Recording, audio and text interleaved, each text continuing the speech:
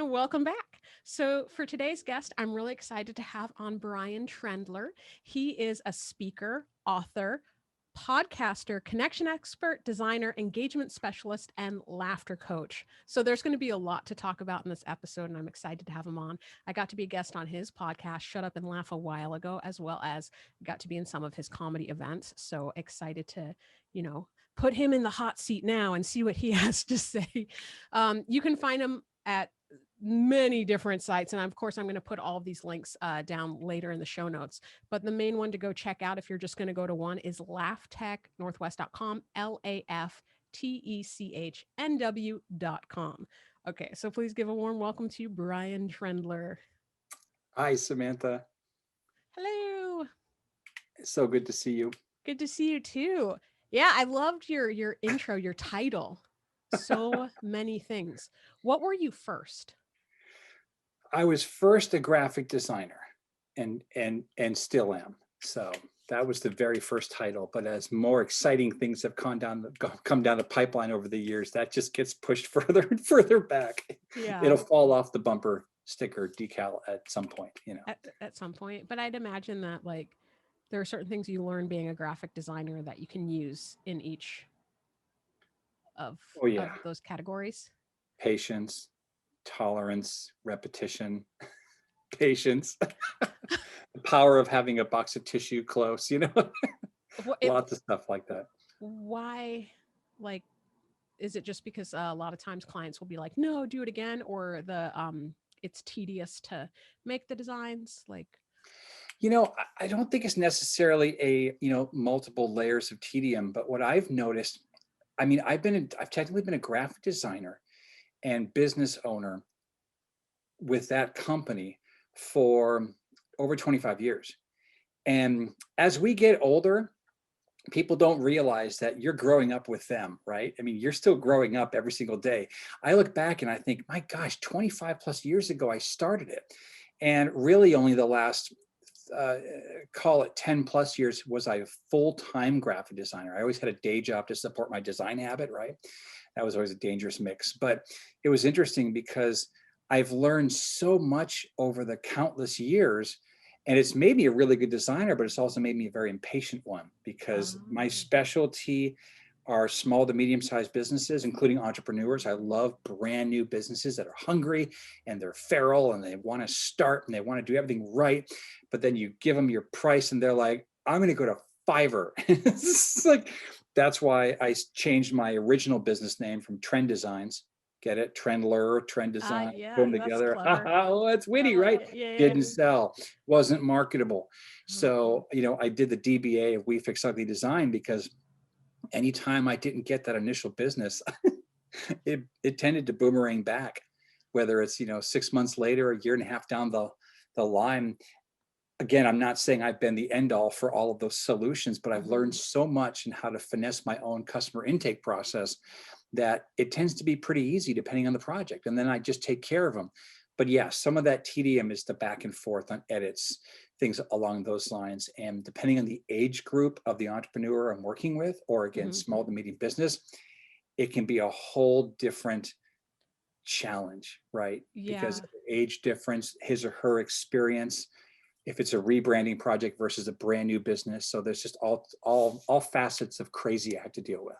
So speaking of crazy, let's talk about your podcast, Shut Up and Laugh. It's not crazy at all. I think it's really enjoyable. Oh, so, wait, I take a drink. Hold on. Yep. So if you're watching on YouTube, you can see that really awesome mug there, which I want one. I need to get you one. Yes. I know. It's just the whole reason he's on the podcast today is to make him give me the mug. Just kidding. No, but the Shut Up and Laugh podcast, it talks about laughter, the importance of it. And do you want to tell the listeners a bit more about why? Yeah, I'd love to. It came from my business, LAF Tech, which, as you very kindly introduced me, it stands for Learn About Funny Techniques. And we are literally engagement specialists. We teach people, and I say we because my business partner, Marcel Allen, we teach people to become better speakers using humor. And that is an incredible tool that many paid speakers even that travel across the country and world don't embrace. as something they can put in their bandolier, right? Or have in their backpack or have in their side pocket.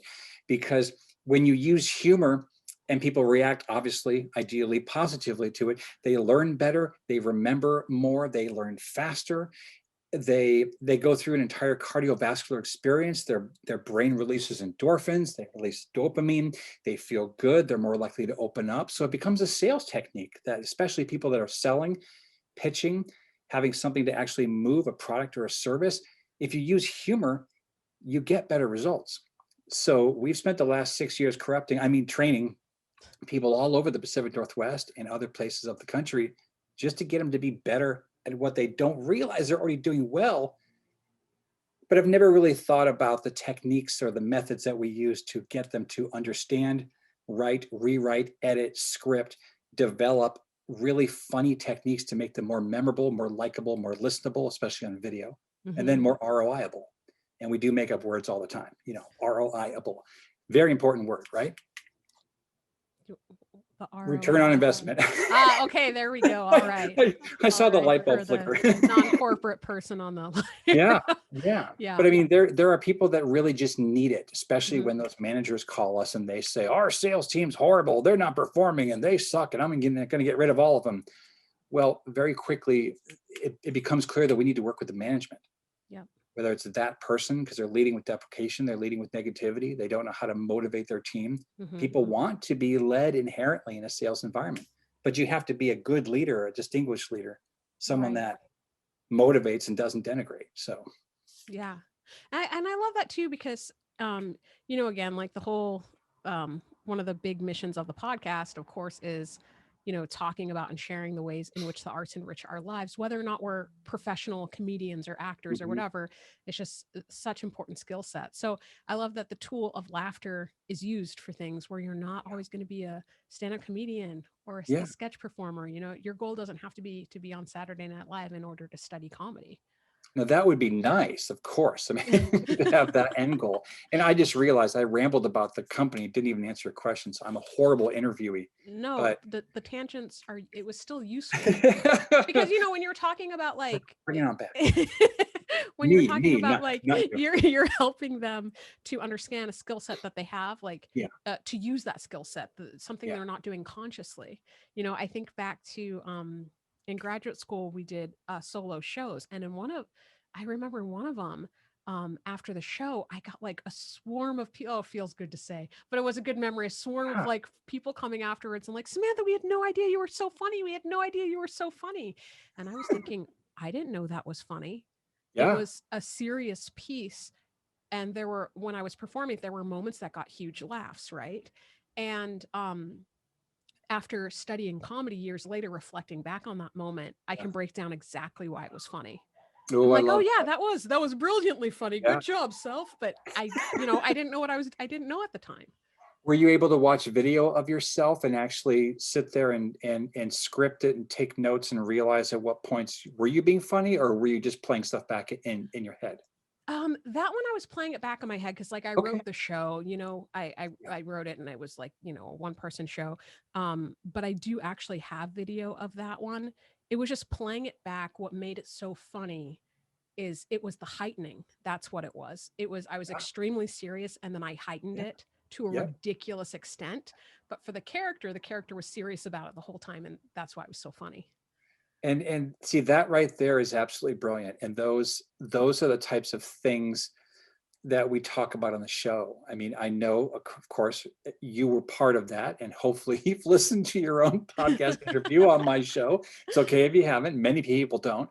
But the whole point of Shut Up and Laugh was to get people to share stories about how humor has positively affected them in their lives and or others, whether it's difficult situations that they've gone through, hurdles they face every day, how they battle depression, how they lead other people, whatever the case is. But I mean, I've talked to truck drivers, I've talked to, King 5 news anchors, I've talked to talented comedians and multi-job holders like yourself, and health coaches and business coaches, and then just your average Tom, Dick, and Jane. And sometimes they have just as many miraculous stories, and how their way of looking at and addressing humor and affecting others positively around them has been really moving. Yeah. So it's been almost 2 years now, and I don't think I'm ever going to stop. Yeah. It's just there's so much material out there and so many stories that need to be heard, right? So Hmm. it's a huge honor, and plus the fact that you want my mug. Oh wait, hold on. I know. It's so That's fun. cool. Yeah, it really is. It's also like, well, so for if you can, I mean, if you're listening and you haven't gone over to YouTube to see the mug, it does say "Shut Up and Laugh," the name of this podcast, right? And I just think it's hilarious, but also it could be extremely rude. Like if somebody's like trying to come in to talk to you, and it's like, just like should bring it to I- all my comedy sets all the time. Just stop you telling should, jokes and yeah. just point at the mug. That is a prerequisite to get one of these mugs. You Yeah. have to conveniently brand placement it at least 5 times per quarter, right? Hmm. Yeah. Yeah. So we'll So talk later. It's yeah, definitely. All right. So where was it where I went on another tangent on our other tangent that was completely relevant? We were talking about your podcast. We're talking about LAF Tech. And what's your I know we discussed this before, but like for the listeners, how did you get involved in comedy yourself, or what are some ways that it's really enriched your life? Oh man. Okay. So many years ago, and I'm 48, so we're just going to roll with the many years ago part. I did do stand-up comedy. I dabbled in it for about 6 years. I did it through college. I did it multiple venues, and nothing really awe-inspiring, but I learned very quickly what could be flung and make it through chicken wire. There were some real dives that I've been in. Oh yeah, like where you're Chicken wire. protected with a fence from the audience. I mean, Ah, these are okay. these are real nail biter places, meaning they are biting on your nails. Just not. I realized very quickly that it wasn't for me, but I did try comedy, Hmm. and honestly, I think it gave me the right to relate to a comedian, and I can get more into that later. But I've suffered depression throughout my entire life, on and off. Nothing too crazy, but I have my ups and downs, my dips. The monster comes out of the closet, that type of thing. And I was going through some real rough patches when I was in the midst of comedy, and I realized really quickly that people didn't know when to take me seriously, and that was a problem. Mm. Because I've always used humor as a defensive mechanism, kind of the Batman and Robin thing. I'd drop a truth bomb on someone, I'd cut them off at the knees when they were being mean to Ah, me, and everyone else would laugh, and I'd run and go hide, right? Like, I see. and Yeah. so for me, it was a skill set, it was a crutch, it was also a weapon. And then when I realized on stage that I could do that, but at the same time I was having problems, I didn't have anybody in my life at that point to take me seriously and give me the help that I needed. So I needed to leave that behind. And that's then when I went into design and everything else, and education and all that fun stuff. And then, years and years later, circle back, start 6 years ago now, the LAF Tech company. I took the techniques I learned about humor, what I've also been using as a business tool my whole life. Marcel pulled all that stuff out of me. It created the curriculum that we have. It created all the methodologies and the techniques. And then the comedy nights started really just for entertainment.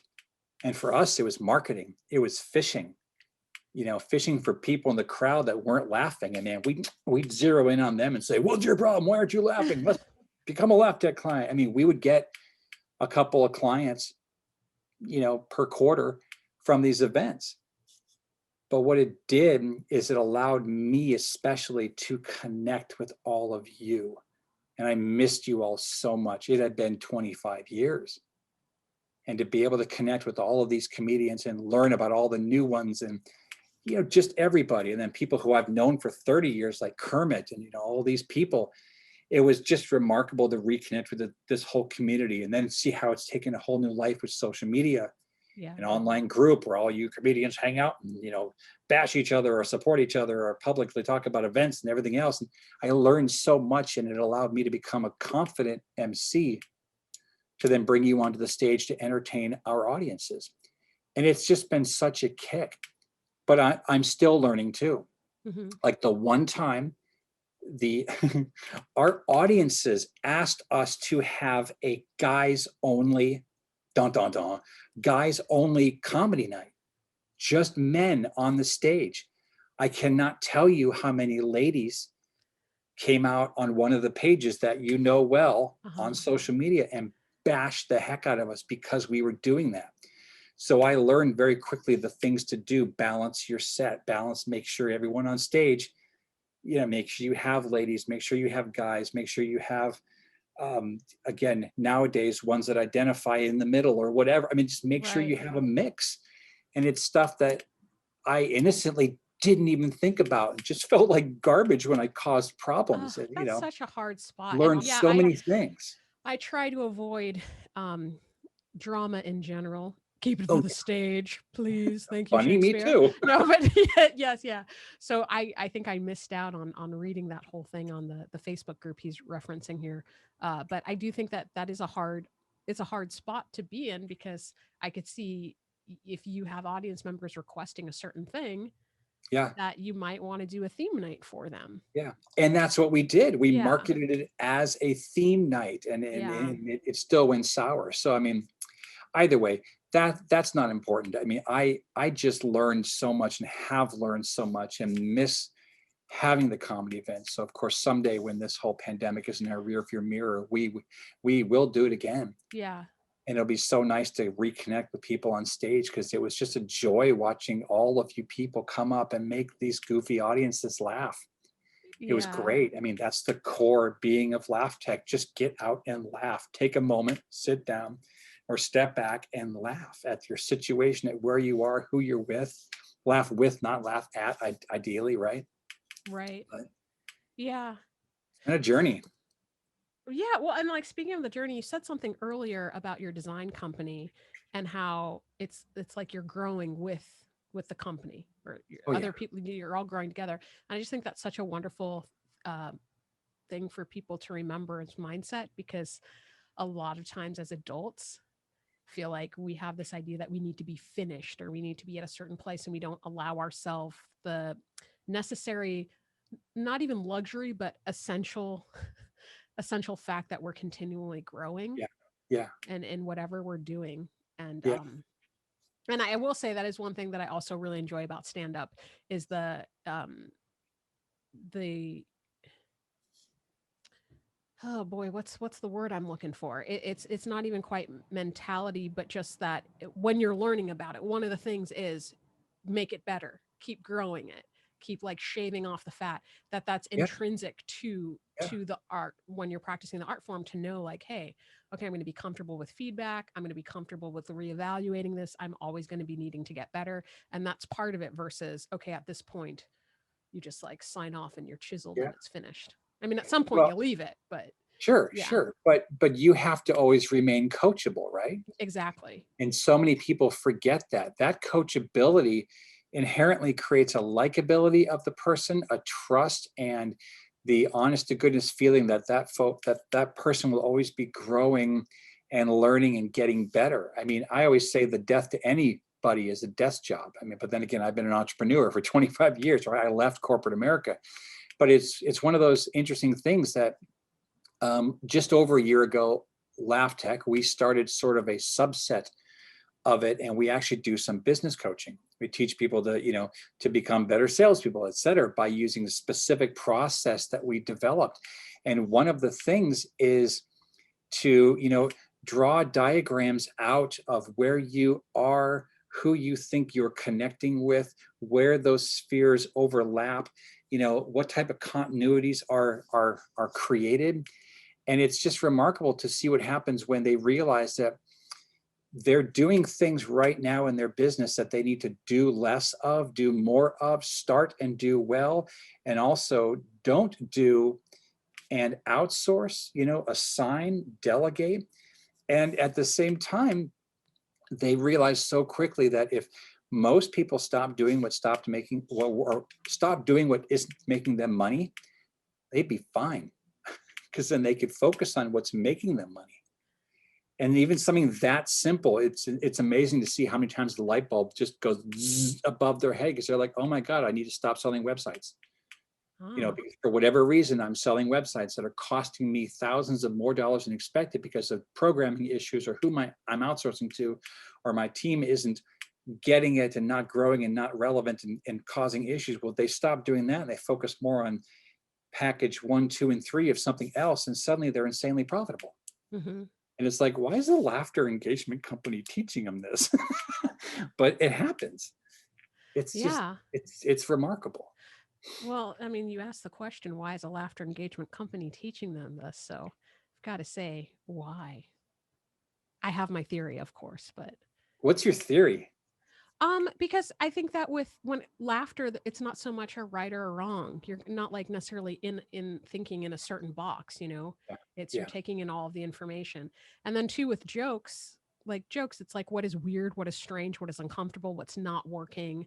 How do we Yeah. delve into that and like make it funny, like make it work? So I Hmm. just feel like you would have a different set of eyes to see a situation different, you know, so Yeah. different things pop up. Yeah. It's a great theory. Yeah. I agree. Okay, okay. I was like, I that's my do. theory. Let's see. Yeah. Yeah. Yeah. No, I mean, we offer a unique take on things that, Mhm. people haven't considered.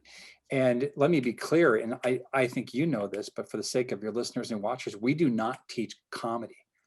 Absolutely not. We do not ever, or we will never think that we have the right to tell people how to joke drop, because that's just not our thing.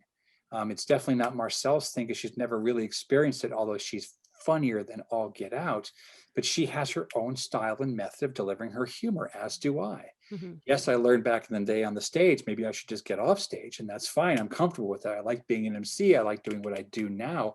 But there's an interesting side of how we take things, and I think that that's what resonates. So Yeah. LAF Tech's fun. Yeah. Well, yeah, because a little bit, what, like a minute ago, I'm timing this now. But when you were talking, oh, no, I'm just kidding. When you were talking about, feeling like death of creativity is a desk job, and then the caveat being that's not always the case. You don't actually think that's always the case. Is that for a lot of people, i- what is the management style? What is Yeah. the office culture? Are they allowed to bring their creativity in with them? Yeah. And do they have bosses like the one that you had mentioned earlier, who just puts a lot of pressure, and Yeah. it's just like wrong, wrong, wrong, and it's not inclusive? Well, if you don't get to be included at work, how are you going to do your best work? Yeah. Yeah. Absolutely. I would still probably have a desk job if I worked in environments like you just described, the ones where it is positive. There is a not necessarily like I love you all like family, but I mean, like, Right. if you care about, and if you're given opportunities to care about your management, to care about your fellow employees, if you have fun events, if you have activities, I mean, I think that dynamic is more of a normal thing nowadays. Hmm. Although with some of our clients being like accountants that need to work on that dynamic, work on that atmosphere within the company, we go in and help and teach them that. But I would still be part of corporate America if I Yeah. hadn't worked at Boeing and Microsoft and those types of places that didn't at that point have that culture. It was just negativity. It was 16 hours a day, just getting browbeat. I mean, no one likes that, Samantha. So Yeah, not so much into the beating of the brow. yeah, it Yeah, tends to be frowned upon. It exactly. left deep creases. I don't know if you can tell. Oh, ow, ow, owie. Yeah, but yeah, I obviously, there's room for those great desk jobs that people can love, where they've got a Yeah, great team and they get to be creative, even with the confines or the rubric of you're just working on their yeah. spreadsheets. But if you get to bring your whole self to work, you can have fun working on them. Nothing's wrong with the spreadsheet. Nothing's wrong. I do love a good spreadsheet. Do you really? I do. Oh, Oh my goodness, I remember I put together a really side note, a really, really cheesy Halloween costume. Was it at I was gonna have it for laughs, but then I got too, I think, embarrassed. But I just was like, I need something. I don't have anything. Oh, okay. So I got a sheet. I yeah, got a sheet and I just like held it like this and went like that with the sheet, So the sheet was sure. folded and then it was open. So I said, You were a spreadsheet. As spreadsheet. a spreadsheet. Wow, Yeah. that's So that's really pretty innovative, wasn't actually. it? I know. Thanks. Yeah. I was so See, proud of I myself. would have built out a frame done the face hole and at least columnized it or something with canvas or See, something. well, But that would have you went taken more simple and time. beautiful. That was That- elegant, it was elegantly it was done. like a 5-minute idea, not even 30 seconds. Leaving the house, what can we do? Okay. That's um awesome. so ooh, okay. I feel like talked about oh, okay. So connection expert. I think you've, already touched on this a bit, but do you have anything else that we might have missed about what exactly it means to be a connection expert? Yeah. I'm realizing more and more, and actually I had a really deep conversation with this, like philosophical level deep, with Marcel, my business partner, just a few weeks back, about titles. Like, I hate labels. I'm not a big fan of titles. And yet by the media kit you saw, there's a lot under my name because I can't necessarily land on one because I own 3 companies, Yeah. right? But connection expert really came from the networking organization that I own, because we're connecting like-minded business owners or employees in a weekly meeting environment. And it's a real thing. And so many business owners don't know that these types of groups exist. And I've aggressively grown this particular organization this year in particular, because I made this sort of command sweep decision that we were going to meet virtually through all of 2021, no matter what. Even if everyone gets vaccinated and we all stop glowing in the dark and everything's awesome and it's in the rearview mirror, whatever. I'm not Jewish, but I have Jewish level guilt. If we all rush to get together in a weekly meeting format at everyone's brick and mortars throughout all the chapters in the Pacific Northwest, and one person got sick and died, oh my God, Samantha, I wouldn't be able to live with myself, period.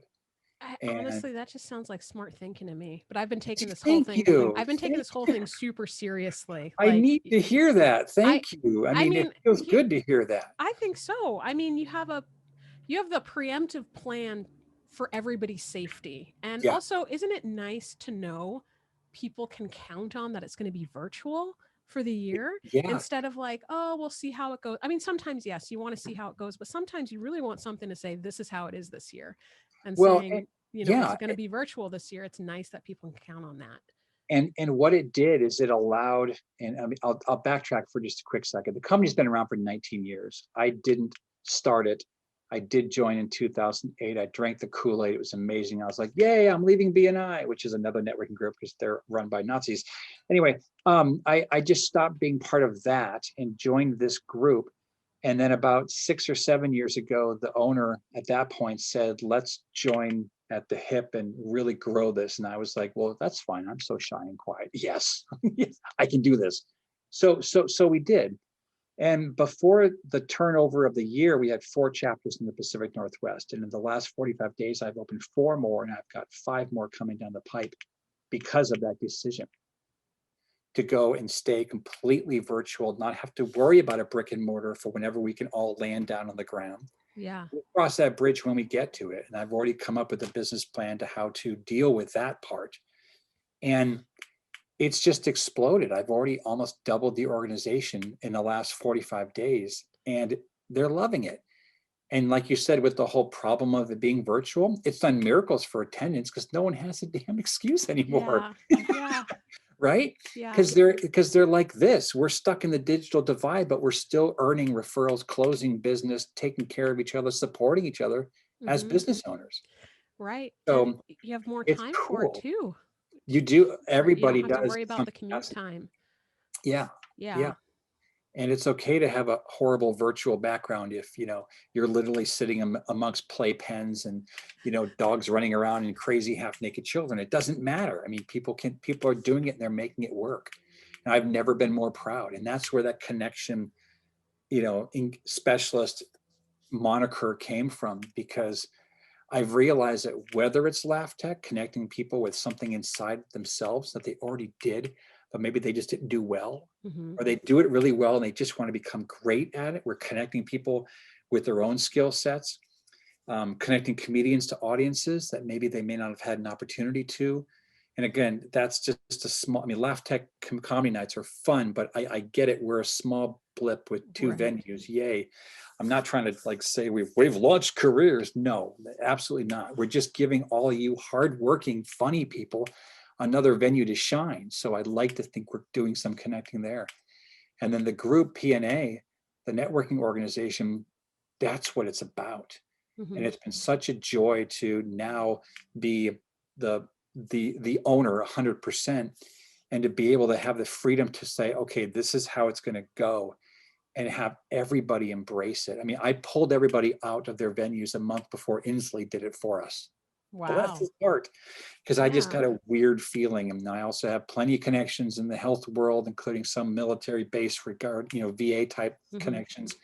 And I just got some really disturbing feelings and news. And I just said, that's it. We're done. We're going virtual. Yeah. So I did have to train a lot of people about what the Zoom was, Yeah. because some of them are over 50-ish and they're like, I don't know what technology is.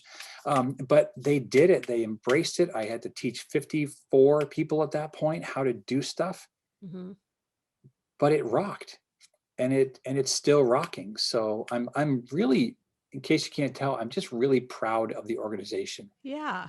And how they've all just embraced it and how they're just killing it. That's So awesome. yeah, Yeah.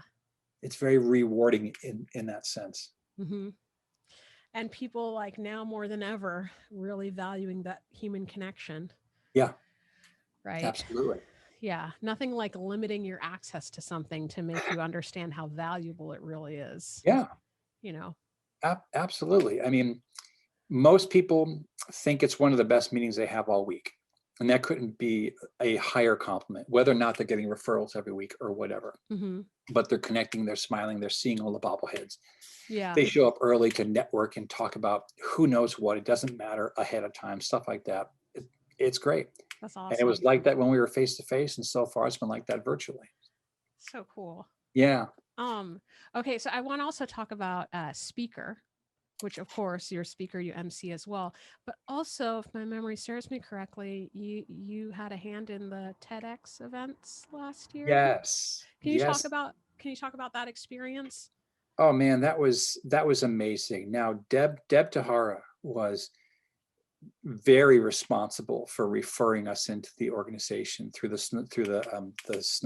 Snow Isles thing Yeah. that had the whole TEDx experience. I've never been able to get the names right. Snow Isles Libraries, but really, really incredible. I mean, pure and simple. We met with the bigwigs, had a lot of great conversations, didn't know where it was going. It was like playing poker with a bunch of glass, like shades wearing professionals. You couldn't read their faces, didn't know what was going on. Like, do you like me? And we were doing the whole Sally Field thing.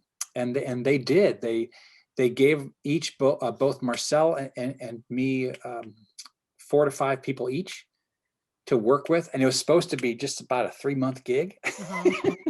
And then COVID hit, and the entire dynamic of the event changed. They were no longer going to be at the big Edmonds event theater, a big place, and everything was suddenly different, and everyone was having cameras shipped to their homes and light rings shipped to their homes, and we were testing light and sound and back and forth the whole time. And I don't think all the people knew what they were really getting into with us. Yeah. Because they had a different plan. Like, I was going to be the body guy. I was going to be one of the guys that when we got to the big event theater, I was going to work on placement and how to use your body and how to be evocative and how to promote, not just with your face. Like, how they always say, hey, you having fun on Zoom? And they go, yeah. They go, let your face know, because most people are just like resting Zoom face, So I was the one that was going to be working on the physicality of people's speech or talks. You can't say a speech, it's a talk. So that was going to be my role.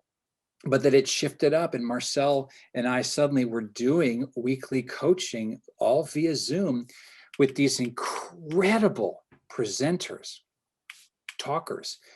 And some of them were really good from the get-go, and some of them really weren't. And it was so neat to see the progression that they made. And TEDx taught us things about being coaches that we didn't think about, right? Like, what are the first 3 things that your audience needs to know and feel within the first 7 seconds after you finish your speech? I'm sorry, after you start your talk. Like those types of methodologies, even we didn't know. So we were learning as we were going, but at the simultaneous moment, these folks thought of us as experts, right? I mean, we are experts from LAF Tech, but not experts from TEDx. So it was just this amazing blend. And the presentations were incredible. That's The awesome. talks Are you were allowed to say the top 3, or is that like secret once you're a speaker there?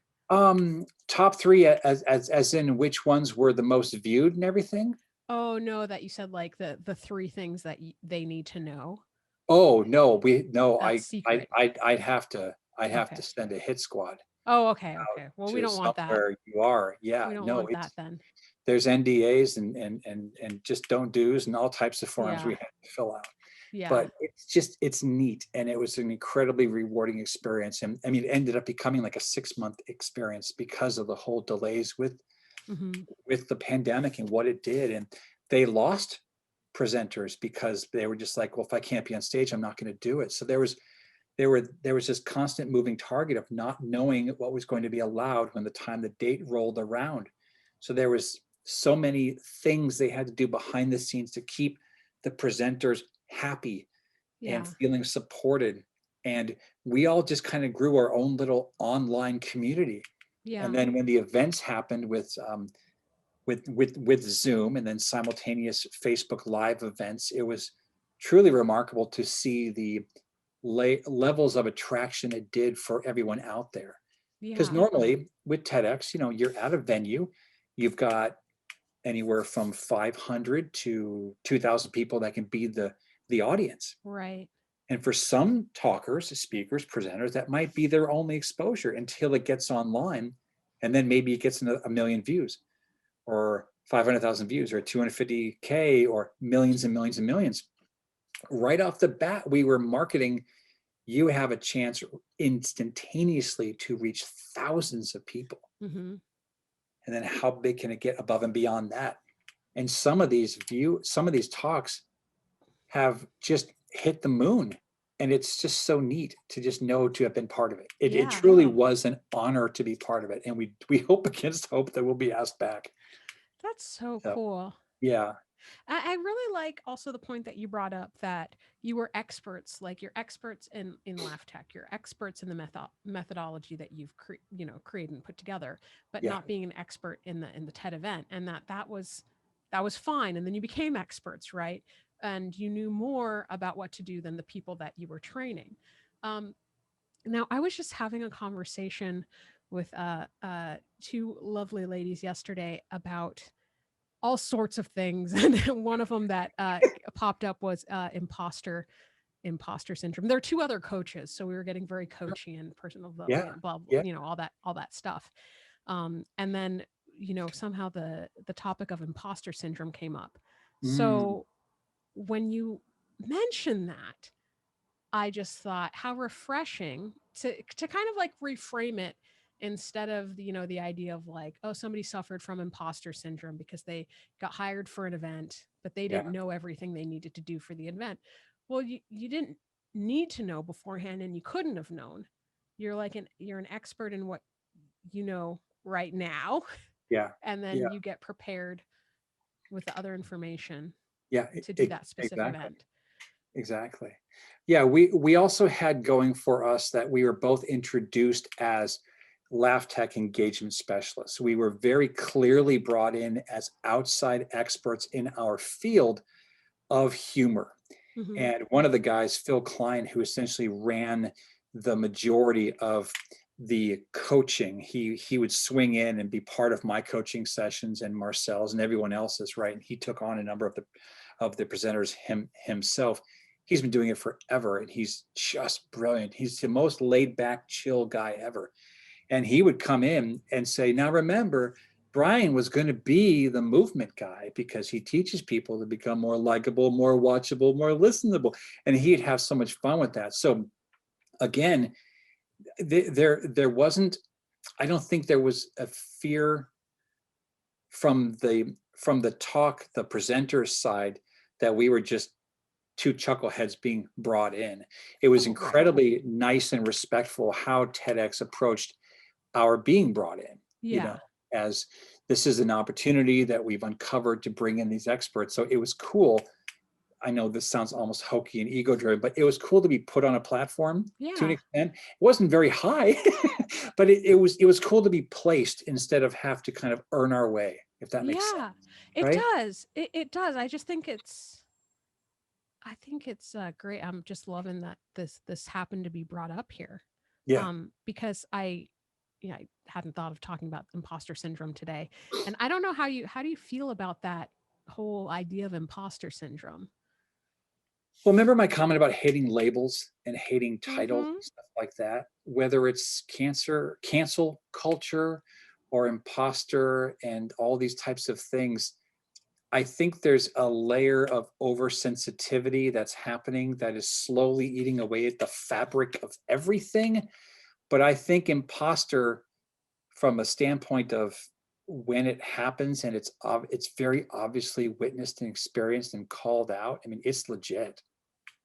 Absolutely.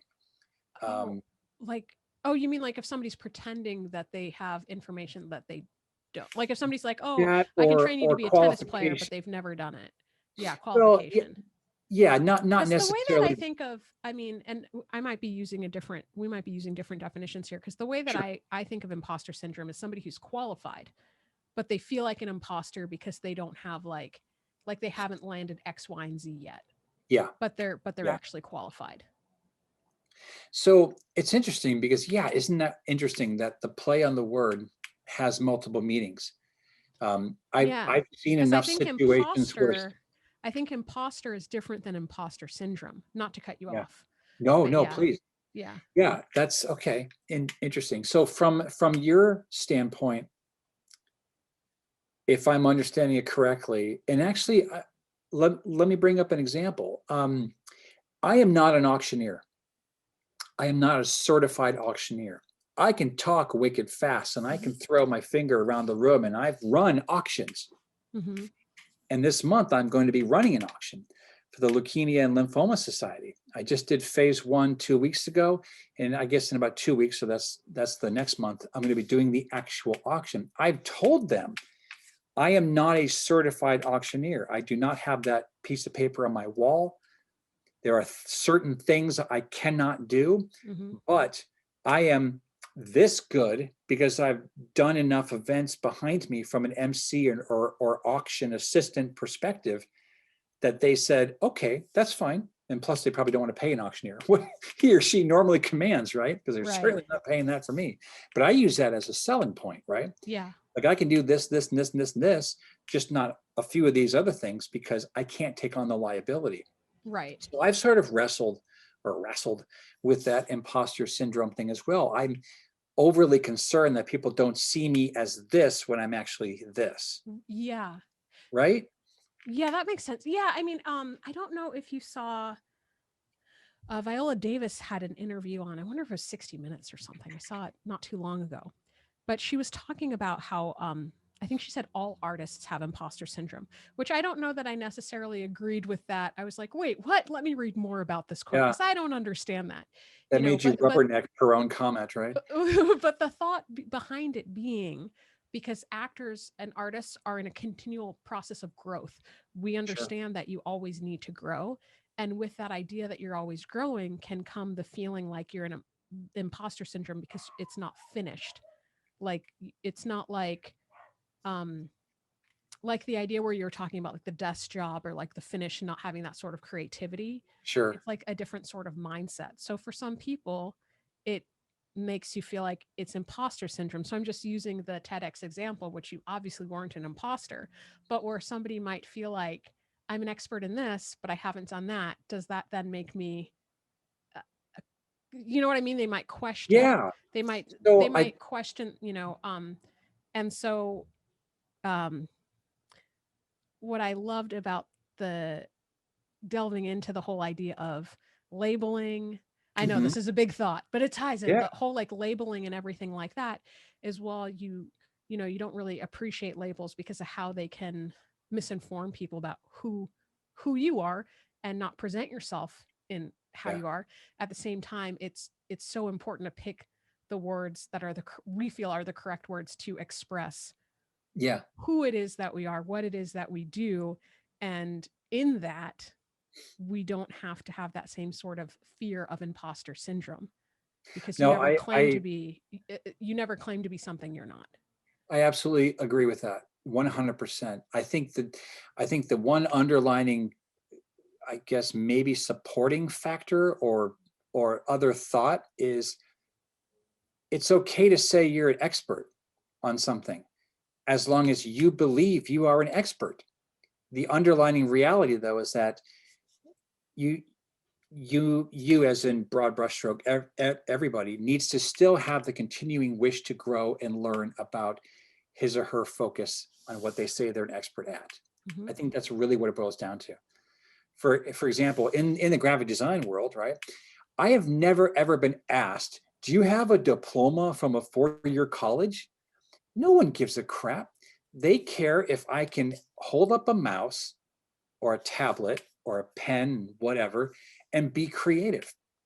But I have a design degree, a BFA, Bachelor of Fine Arts. Yippee-ki-yay, no one cares. So technically, does that make me an expert? No, it means I spent too much money at a 4-year institution and I was taught English 101 for design courses. I drew naked people for 4 years in life drawing classes. That I got a explains your well-rounded, logos. what's that? I'm just kidding. I'm like, that explains your It, logos. it does explain a lot, yeah. But it's like there's so much importance put on labels. Mm-hmm. As long as, like, I know I have very little competition in what I do from the standpoint of an engagement coach, Mm-hmm. a laughter coach, a LAF Tech person, because we researched the crap out of it. Didn't, to our knowledge, take from anybody. We developed this stuff by collaborating together and coming up with what we have. That inherently makes us experts on what we do. And yet some people shy away from the title. I say own it as long as you can back it. Yeah, I think that's great. I think that's Maybe. great. Yeah. No, I mean I Maybe. do. I think it's Yeah. like um, you know, and I guess going back to the, just going back to the actor thing for a moment, which Yeah. you might have heard on the episode. I think I talk about this with well anyway, I'm not going to try to go back in time to think of the actual episode. Uh but anyway, it just talking about like especially for actors a lot of times because so much weight can be placed on like getting a blockbuster movie or getting a TV series or getting like some of those things that are recognizable to everyone really, to non-actors as well, Mhm. that it, it can feel like you're not really a professional until you get one of those things. And Yeah. that can feel like imposter syndrome because that's not actually true. Did you actually do the work? Have you been in things? Are you continually acting? But then when Sure. you get that other feather in your cap, that's when everybody else recognizes it. And just Mm. to remember for yourself that if you're doing everything that that feather in the cap person does, do you know what I mean? Yeah. If Yeah. you're Sure. walking the walk, talking the talk, doing everything you need to do, don't undermine yourself. Agreed. Yeah. Yeah. Absolutely. Ooh, good tangents there. Thanks. I was like, it comes together. It comes together. I Um, like how you started that saying I'm having a big thought, and then we rounded out to where we just were. That was brilliant. oh, thank you. I feel like I do need to explain myself sometimes because, not everybody can see what's going on in our noggins. So Yeah. yeah. Yeah. Yeah. It's a beautiful place to be, though, isn't it? Wrapped up in our own head and Oh, thoughts. yeah. When they're good ones, it's a good place, right? Yeah. So, um, let's see. Oh, okay. So I wanted to be sure to ask you too, like on a personal level, Hmm. and I know you are a father, and I I know am you're a human being. a It's human a fairly human well. Yeah. being, and so I was just curious with all of your amazing roles, all the things that you juggle. Um, how have they helped you be more present human, more present father. Dare I say better, but just be able to bring more of yourself to it. Like anything unexpected, interesting, or just like life lessons from there. Big old question. Big old Big question. old question. Lots of tangent capacity here. That's right. I think parenting, being a father is the best job I've ever had. I would not change it for the world. Every time, you know, that I can spend time with my children is truly remarkable. And honestly, I feel like the one that's the kid, just right alongside with them, mainly because I'm a 12-year-old boy stuck in a grown man's body. And I still don't really quite know what I want to do when I grow up. But because I do have the freedom, to work from home, and this is not meant to be negative, but not to be stuck in a 9 to 5 job, or sometimes I'm stuck in a 12 to 10 p.m. job, whatever. But on the days I have the kids and I can be with them and be present with them and play with them. Now I have my body is horrible. I hurt in places I shouldn't, and it's like getting down on my knees and being nitty gritty with them is difficult right now. But just to be with them and watch like my daughter learning how to draw and coming into her own. I got her an iPad mini for Christmas, and everything I had hoped that she would do, she has completely just gone nuclear and blown my expectations out. She's doing animation now. Oh, 10 years wow. old. She's banging out animation on this thing, and it blows my mind. And then just drawings and incredible things. And she's so enthusiastic and so happy. And she's drawing layers, like she's creating depth, like whether it's the cartoon character's hand behind the hair and it's drawn properly, where the hair strands then cover the hand and you don't see it because it's behind. And she's doing depth in first and second and third person perspective things that, at 10 years old, the highlight of my childhood is when G.I. Joe got swivel arm grip, instead of the whole stiff arm. And I was playing with dirt and eating worms. She's animating on an iPad. It's been so neat to see them grow and to just be part of it. And they're snuggly and they like hanging out with dad, whether it's watching movies or eating my cooking, because I still can't get them to even burn toast. But I'm we're good on moved that. up from the worms, though. Well, there's been an improvement. Yeah, but it's just been such an absolute joy. And I think you're right. I juggle a lot and I'm doing a lot every single day, but man, it's made me a time management pro. Like every day there's certain things I do. And if I don't do, I have a slot to make sure it's done, especially with distance learning, right? My God, let's get the kids back in school, please, because they're there and they're in front of their computers and they have these weird 3-hour gaps in between classes, or 45 minutes here or a half hour here. So I'm having to juggle, but they don't get to see my stress. And, so it's taught me to also wear masks, but, choose the face in every situation, because they're reactive little buggers. If they know that you're stressing, they act out based off of truly the vibes and or facial expressions that they see on you or emanating off you. So it's caused me to, God, this sounds so hokey. I have been so at peace during large portions of this pandemic because I've had to cook, 3 meals a day for me and my kids, feed them, I just like dumb things, but people don't realize. Well, but it feels almost like it's silly and dumb because you don't realize if your kids, depending on when they get to school, maybe they're having breakfast at school and lunch at school, right? Suddenly you're like, oh my God, I have to make waffles again. Or like, there's only so many things you can feed a kid for breakfast that isn't garbage, right? So I have like 3 key things and I just rotate, Yeah. And when they finally started doing the granola and the yogurt and the fresh fruit and a little dob of honey on top, suddenly that's the best thing. And I'm like, that's a number 4 thing I can work into the rotation. Right. Parenting and humaning is hard, but it's been such a joy to have to do it for these little buggers that are just the sweetest kids on earth. That's wonderful. That's a really long answer. I'm so sorry. You should listen, I'm listening to the whole thing and I'm thinking, okay, well, you already said that all of your various jobs, your titles, your businesses, it's helped you Mhm. with your time management. So that's helped Yeah. you in this instance. And then also your awareness of body language, because as you coach people with their body language, Yeah. right? Like Yeah. I think that's also helped you in recognizing what you're giving off to your kids, what they're mirroring from you, and that if Yeah. you want to change, that you start with yourself, Yeah. and I It, think that awareness is awesome. yeah. Yeah. Thank you. Yeah. My daughter, whose name is Fiona. So naturally, I call her my Fiona. And every once Oh. in a while, I will bust out in a song and do the full rendition of my Fiona. Yeah.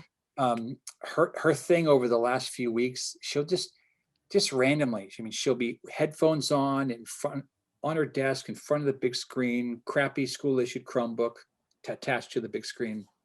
She'll be tapping away at her keys. Where'd she learn how to type at 10? What the heck? But she's pretty good at it. She'll stop and she'll look at me and she'll take off her headsets and she'll go, "Hey, Dad, when's your next break? You gonna have to go down soon? Or can you stay up here a while longer?" And I'm like, that stuff turns me to gross, syrupy goop on the floor. Because I know all she wants to do is come over and snuggle. Aw. You know what I mean? So, oh, I'm the sappiest, stupid father on the planet. Oh my gosh. They Yeah, just slay me. I'm not letting you call yourself stupid, even though I know you don't mean stupid. I'm No, just just using a different word for you. No. STOOPID. It's like the cute stupid, you know. Okay. Cool, Yeah. cool. Cool, cool. Yeah. Cool, cool, cool, cool, cool. Cool. I've been watching a lot of Brooklyn Nine-Nine. It sounds like it. Yeah. Jake Peralta, right? Yep, Yeah. Jake. Yeah. So, okay, awesome. So we are almost at time, but I do want to ask two quick questions Sure. before we tie up here. Is that what is best and or worst advice you were ever given, and something Oh, that you would tell your younger self? oh, wow. So that some of the best advice I've ever been given. You know, my English teacher, who was also our track coach and the football coach and the weight coach for the stuff I did in track and everything. His name is Bob Sparks, best man I've ever known. He looked at me one day and literally said, after a kind of a tissy I had over the grade on a paper, and he graded with a thick red marker. Like, I mean, he was built like a gorilla, just this huge guy, huge presence in my life at that point. I wasn't happy with the grade. And he looked at me and said, just very simply, he goes, "So you're going to turn in this crap next time, or are you just going to do better? Because the only one that's going to make you do better is your reflection." And Samantha, that pissed me off so much. But I have literally thought about that and a number of other little sparksies that he dropped on me throughout my time there in high school. Yeah. That was incredible because he was saying, like if we could do a show on that. Yeah. How many things he said right there, holding the damn Sharpie. That's like the yard, yard sale sign thickness Sharpie. He graded papers with that. Wow.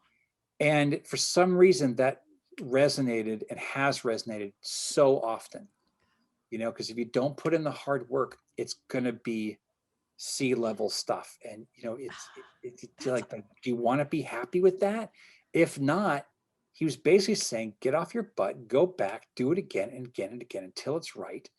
Because you're yeah. the only one preventing yourself. And I was like, That's so good. Yeah, but my man. teenage Teachers like self was those. like giving him the bird and everything else. So, I mean, I re- yeah, I remember I can't remember I said this on the podcast when I got to be on your podcast. yeah, But that reminds me, I had my geometry teacher in high school.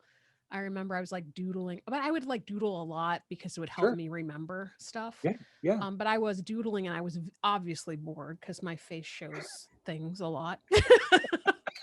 and, and he was like, you okay over there? Something like that. And I was like, I'm bored. I know all of this stuff already. Like challenge Oh, me, that was yeah, kind yeah, of not rude, but just very honest. yeah. And he was like, what'd you get on your last score? I got a 99%, right? He knew I got a 99%. And he Yeah. said, well, you don't get to be bored in my class until you get 100%. Oh, And snap. yeah. And the thing is though, like I loved that idea. It was kind of the same, a similar, just like it, you know what? You can always get better. Just It always just push yourself to get better. push back your sleeves and Yeah. went at it. I love that. Yeah.